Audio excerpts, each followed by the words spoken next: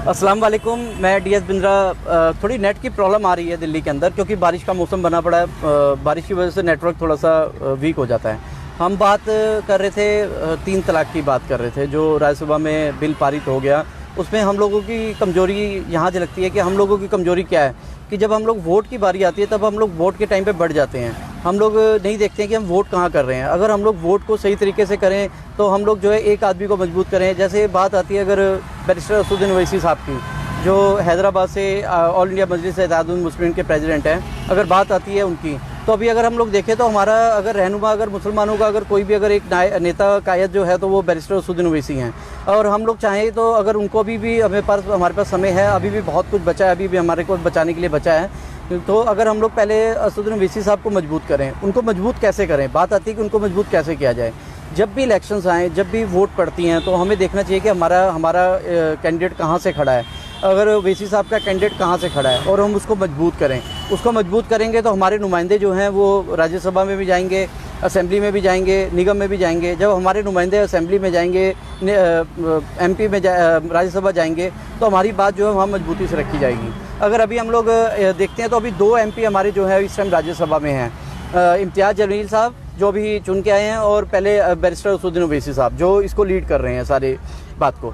तो बात आती है कि हम कैसे हम अपने आप को मजबूत करें और कैसे अपनी चीज़ों को देखें। जब भी दाढ़ी टोपी की बात आती है, जब भी मुस्लिम की बात आती है, तो हमेशा शोषण होता है, हमेशा उसको धिक्कार दिया जाता है, उसको एक अलग थलग कर दिया जाता है। जैसे वो अगर इंडिया की बात करें तो इंडिया का वो वारिस ही नहीं माना जाता, उसको अलग नज़र से देखा जाता है, उसको एक अलग कैटेगरी से देखा जाता है। मुसलमान की बात आती है तो जब हक़ों की बात आती है तो उसके हक़ जो है छीन लिए जाते हैं।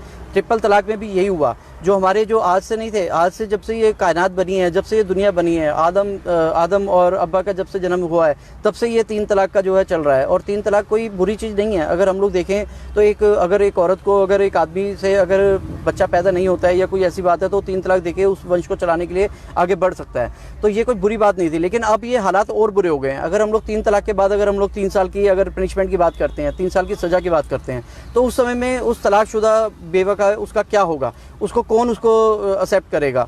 क्योंकि जब बात आती है कि तलाक की, जब अगर उसको पनिशमेंट नहीं होती है तो कहीं ना कहीं उनके बीच में जो है कहीं ना कहीं पैचअप होने की गुंजाइश होती है, कहीं ना कहीं उसकी गलती मान ली जाती है और उसको दोबारा एक्सेप्ट कर लिया जाता है। लेकिन जब 3 साल के लिए उसका शौहर अगर जेल चला जाता है तो उसमें वो गुंजाइश भी खत्म हो जाती है।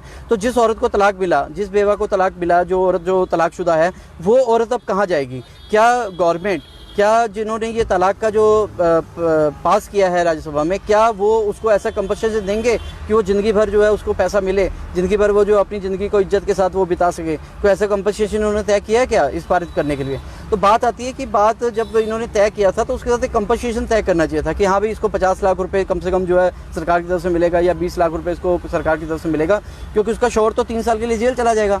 जब उसका शौहर 3 साल के लिए जेल चला जाएगा तो वो औरत कहाँ जाएगी?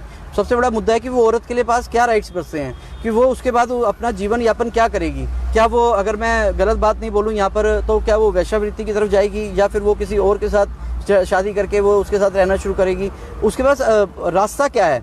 आपने 3 तलाक को ख़त्म कर दिया, वो हो गया, राज्यसभा में पारित हो गया, लेकिन उसके बाद औरत के पास क्या रास्ता बचता है? औरत क्या करेगी उसके बाद?